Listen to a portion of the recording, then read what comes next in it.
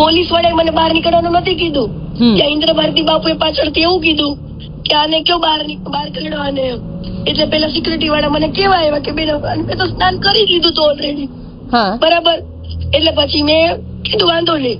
પછી પેલા સાહેબ ને મેં એવું કીધું કે બધી આમ જો ખાલી નાઇટ ડ્રેસ માં ત્યાં બધી છોકરીઓ નાતી હતી, બરાબર.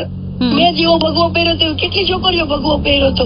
શું સર્ટિફિકેટ લઈને ડૂબકી લગાવે છે ત્યાં, બરાબર. જો કીર્તિ પટેલ એમ કેતા હોય કે ભગવો પહેરીને એ ડૂબકી લગાવી ગઈ તો કેટલી બધી છોકરીઓ એવા જ કલરના કપડા પહેર્યા. પણ એમાં એવું છે કે ત્યાં આગળ જે સાધુ સંત છે એ લોકોને એવું કહેવું છે કે સાધુના કપડા પહેરવાથી સાધુ નથી બની જવાતું. પણ હું ક્યાં કહું છું કે હું સાધુ છું, સનાતની છું એવું કીધું છે મેં તો.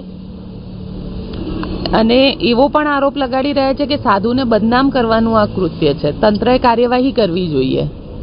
નહીં, સાંભળો, કાર્યવાહી જો કીર્તિ પટેલ ઉપર કરી ને તો ત્યાં આગળના વરિયા સાહેબ કરીને પીઆઈ સાહેબ ડૂબકી લગાવવામાં હતા મારી સાથે, બરાબર. ઈ તો જીન્સ પેન્ટમાં હતા. ઓકે. અને કુંડની મર્યાદા તો એવું કે છે કે જીન્સ પેન્ટ પહેરીને તો એને ઉપર નથી ઉભું રહેવાતું, આજુબાજુમાં નથી ઉભું રહેવાતું. એની મર્યાદા તો એ છે.